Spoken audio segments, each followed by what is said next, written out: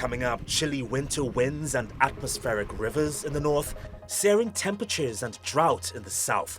There's no rest from climate confusion. And I've been losing a lot of hope that we can even fix this crisis. So I would say this kind of feeling is completely understandable. As AI demands more of our attention, it's also taking up more of our resources. A program like ChatGPT, which runs on a supercomputer, has about the energy of a town. And oil tycoons are scrambling to get a piece of the Amazon.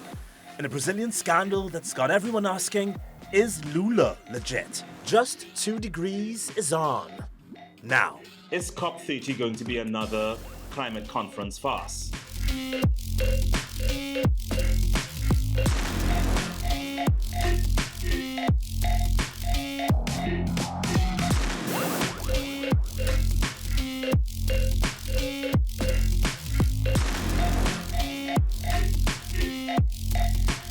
Renovations and other preparations are happening in Brazil ahead of the COP30 summit, which is, of course, the planet's biggest congregation of every and anyone, really, in the environmental arena. And like any arena, there are fierce competitors.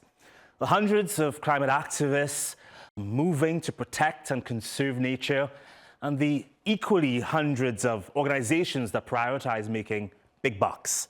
The oil and gas, plastics, big dairy companies, etc. And how will all that battle go down in Belém, where the climate conference will take place? The heart of the Amazon rainforest, where the past year alone there have been crazy wildfires and record drought. There are a few better examples of why we all must play a role to prevent further environmental degradation. Expectativa boa. Estamos com pensamentos positivos, expectativa bastante nessa COP30. Levantamento das vendas e tudo. Vamos poder mostrar para todo mundo a nossa força, a nossa raiz, as nossas culturas, as nossas potencialidades e também os nossos desafios. Essa vai ser a COP das COPs, porque vai ser feita na floresta. Que eu acho que precisa dar protagonismo para os atores que vivem defendendo a Amazônia, e seja ela na Amazônia da floresta, seja ela na Amazônia urbana. Eu acredito que quando a gente dá protagonismo para as pessoas que estão no dia a dia lutando, porque ainda que seja uma luta que ela não tenha tantos holofotes, é uma luta que existe diária, né? Jair Bolsonaro's presidency between January 2019 and December 2022 was an environmental mess for Brazil. He demolished Amazon rainforest protection measures. He fired local environment experts and cut spending to their agencies. He even treated indigenous people like pariahs as he cozied up to the destructive organizations in the food sector. There was no environmental policy in Brazil under Bolsonaro. But when Lula da Silva won the presidency in 2022, he promised to turn things around.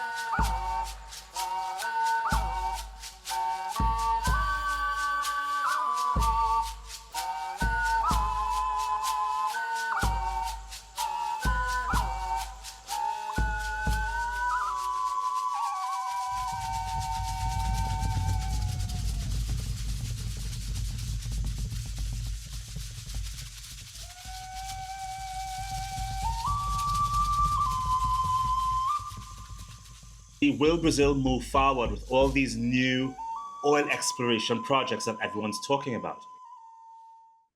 They are trying to intensify a lot the oil production in Brazil. And this is, in my opinion, this is a very wrong decision because we are in the middle of a great climate crisis and the government decides to really be a big petroleum state. I think we are in the wrong direction. Brazil have other options. I completely agree with you, although many people would disagree in terms of, for example, I remember the Guyanese leader had talked about countries that are not in the first world class. They should be able to develop their oil infrastructure, they should be able to explore and drill just to catch up with the rest of the world. Countries that are not powerful and wealthy, like the US and European countries, have already built their empires using oil and gas. So why not Brazil? What's your response to that? We are not a small producer. We are we are number 8 in the world, and the Brazilian government intends to be in the number 4. We produce more than 3 million tons of oil each day. We really should be treated as one of the great producers in the world. And Brazil has a strong economy with other options that are much more linked to a sustainable way of producing to generate money for our people. When we do this kind of decision, we are looking to the past and not looking to the real condition of the planet. What is your perspective on carbon neutrality, allowing the government to explore oil and gas once it does not exceed its emissions targets? The majority of our emissions are linked to the deforestation. We should really control the deforestation, and the government has good improvements in this direction since the beginning of President Lula government. They are doing really their job when we talk about the control of deforestation. And this is really important. But the intensification of the oil production can take off the good results when we talk about the forests. I remember at the start of Lula's presidency in 2022, Congress was a huge problem. It was blocking approvals, blocking plans that Lula had. Is Congress in 2025 still problematic for Lula's government? This is one of the most important problems in Brazil when we talk about environmental policy. We are always dealing with big agricultural producers that are really not aware of the problems they can generate when they try to implode our environmental rules, our environmental protection system. How much power does Lula have to counteract anything the agri-business organizations would like to achieve? The representatives of the agribusiness, in my opinion, they are worse than the agribusiness producers themselves.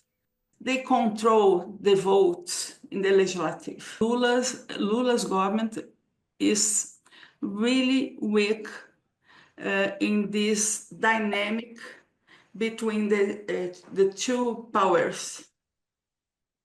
Is COP30 going to be another climate conference farce?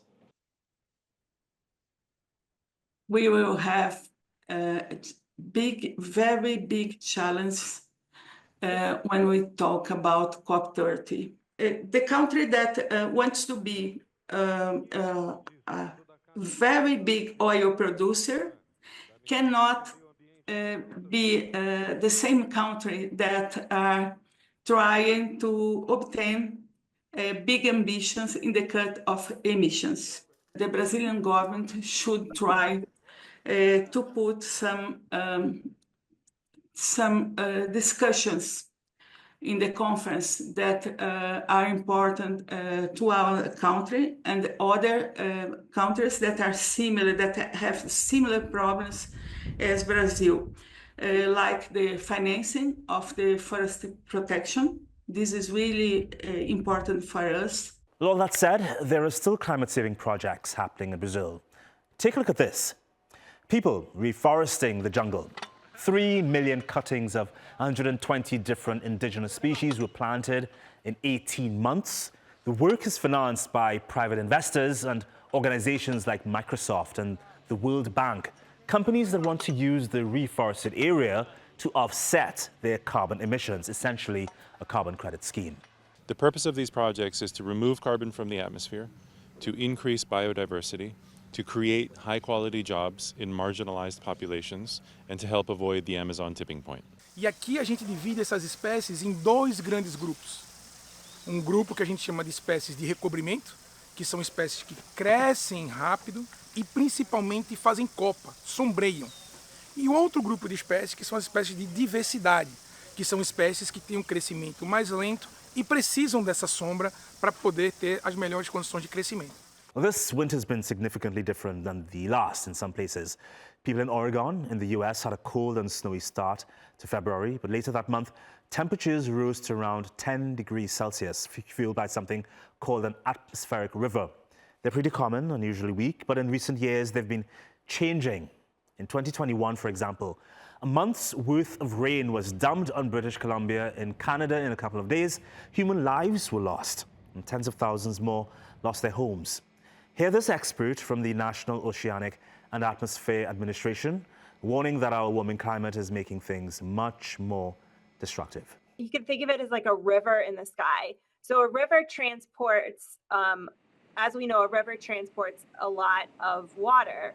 And so atmospheric rivers are essentially that, just up in the sky. They're relatively long, narrow regions with significant water vapor that helps to transport moisture from the tropical areas into the mid-latitudes, which is where the United States is located. So scientific research has shown that the climate is warming and average monthly to yearly temperatures are increasing. Now, while it's difficult to say exactly how this might impact atmospheric rivers specifically, certainly we do know that warmer air is capable of holding more water vapor. And so it's possible that a warming climate could result in stronger and more extreme weather.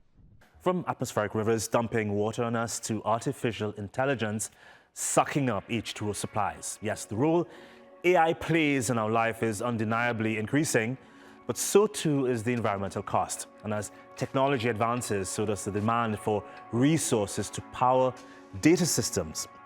But at what cost? Everything we do on our phones or computers is connected to about 8,000 data centers scattered around the planet. These centers are the jugular vein of the digital world. But as artificial intelligence continues to evolve, the demand for energy and water to power them is growing at an alarming rate. As AI systems operate, their servers generate a lot of heat, which requires cooling. To keep these systems from overheating, fresh water is used to transport the heat into cooling towers.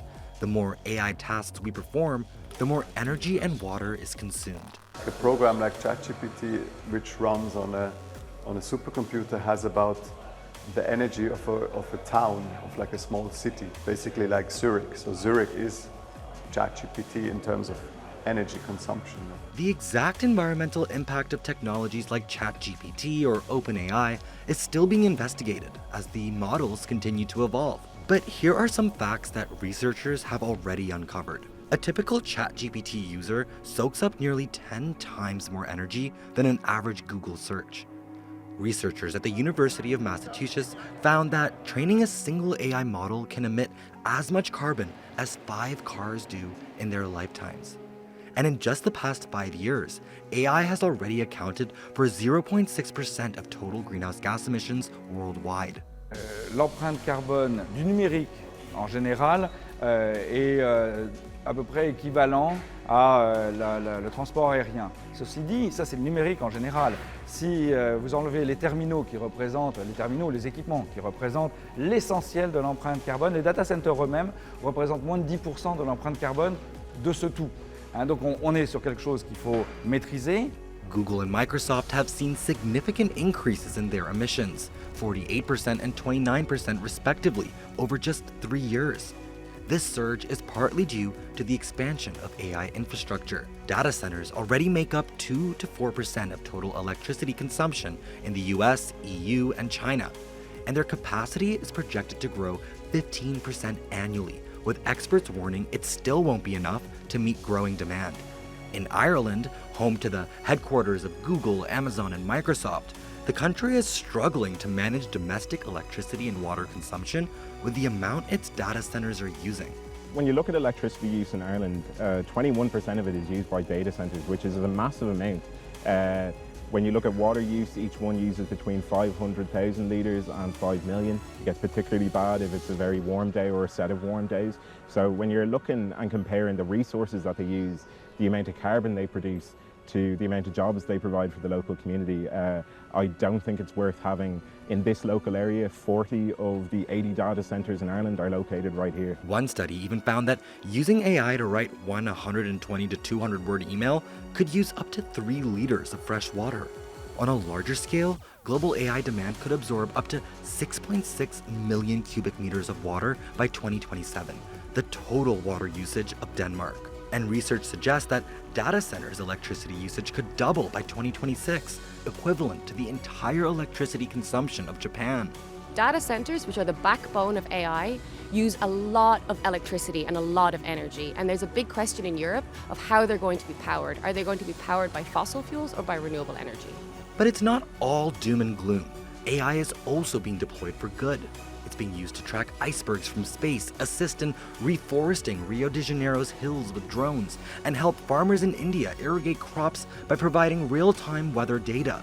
AI is even being used to fight invasive species like the Asian hornet, which threatens native bee populations essential for agriculture. In the energy sector, researchers have developed wind turbines using AI that are up to 7 times more efficient than traditional ones. And in the food sector, AI technologies are combining science and innovation to decode over 200 million protein structures.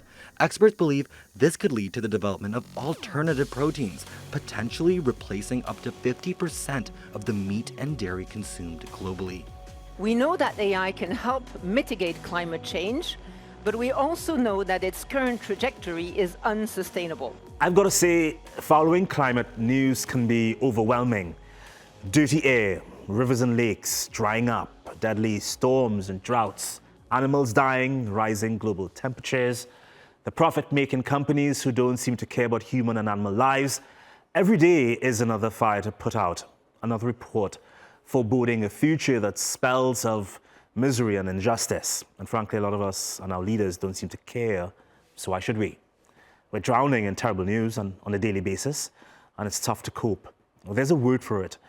Climate anxiety. What I'm worried about is that there is a mental health crisis of monumental scale rippling across the 10 to 25-year-old generation. 75% worldwide think the future is frightening. I don't know what it means, what the future holds for us. 4 out of 10 are hesitant to have children because of climate change. On a maybe slightly darker note, you realise, well, the only way I can ever really have a minimal impact is if maybe I just didn't exist at all, which is not a particularly pleasant thought to have. And over half, 56% of children and young people worldwide think that humanity is doomed. What I'd be left with is maybe the sense of shame. I was like, how dare you still want lovely things when the world is ending? and you don't even know if you're going to have a safe world to grow old in. Like, what are you doing? They're growing up with the grief and the fear and the anxiety about the future. I think anxiety is just the new name of the game for my generation and future generations. I invited a psychologist on the show to unpack some of these feelings of anxiety, guilt, and fear. The news is almost just a barrage of negativity, and it's death and destruction. And I've been losing a lot of hope that we can even fix this crisis. Would you say this feeling of overwhelmment is normal? And if it is normal, surely the body has ways to cope. So from a psychologist's perspective, when we think about, we evaluate whether a feeling is normal or abnormal, a very important factor to consider is if we are responding to a real situation or an unreal situation. But in the climate crisis case, it is a very real situation. And so what you're feeling, this mix of hopelessness and helplessness, I wouldn't say it's negative or like a kind of like a negative, because it is real. The real thing, there's no negative or positive about that. It is just reality, right? So I would say this kind of feeling is completely understandable. And I'd like to share a little bit about my experience too with this topic. So I went to visit the Museum of Natural History of America last fall in New York. And they have an exclusive exhibition on climate change and climate crisis. And so I saw this one sentence is very impressive to me. So they say that even if we, like humankind, stop the emission of greenhouse gases now, like all of a sudden have a magical when, we stop doing that now, the Earth's surface temperature would require thousands of years to cool down and return to the level in the pre-industrial time. It's that type of information that stresses me out. You're stressing me out, doctor. I mean, exactly, right? We look at death and we know we're going to die. We don't know when, but we know. So we've kind of come to terms with that. But you see, I hate using the analogy of a train. You see an oncoming train, but it's literally that's what it is. You know death and gloom and destruction are coming every year. You don't necessarily know where. It may happen to you depending on where you are. How does one deal with knowing that you can literally die at any second and not from natural causes? Emotion is like a signal. So it really signals about our needs and our desires, right? Because we care, but we cannot do that much. That's why we feel hopeless. And also, in terms of how to cope with that kind of stuff, if we simply push away those kind of feelings, we'll only make it stronger. The question really becomes how we deal with this emotional reaction related to a very realistic situation around here, right? So first of all, I would say it's very important that we reframe our emotion, meaning we need to connect that with our values. We feel this way because we care, not because there's something wrong with us necessarily. It's because we care about the earth, about the environment that we live in. That's why we feel this way. How do you know when you've come to terms with something? So we have the natural kind of urge to say, oh, I have to fix everything. But we cannot fix everything, right? So instead of saying like, I have to fix this now, we probably would be more kind of constructive for us to feel like, okay, so I have a role to play in this whole action, right? No one person can solve the climate change. That's just too much for anyone on an individual level. But that doesn't mean our efforts are meaningless. For example, your work as a professional journalist, you spread awareness and you influence public discourse and policymakers. So that's a big effect that the work that you do that can help us in this whole action, right? I get your point. I can come to terms with trying to make a difference and understanding that I am trying, so that helps me feel more at peace about what's happening. What about the people who are close to you, your friends, your family, your colleagues, who may understand the role they play in the climate crisis, but are not interested or willing in changing their course to help the planet as well? I find myself losing respect for people. Is that natural? We have to probably kind of think about how do we better communicate this to our fellow friends or colleagues, right? So instead of like grand schema level, oh, you have to do such a like a big effort to protect the climate. This is a very grand kind of level. You can do small things. If we can frame that as we can do little things, tiny little bit each time at every day, and that can help the environment. And I think that's more acceptable, easier for people to accept that kind of actions in their daily life. So naturally, they hopefully will have less resistance to this whole idea. Well, that's our show. If you've got a minute and you'd like to learn more about reducing your own impact on the planet, just search Just 2 Degrees on YouTube. Bye for now.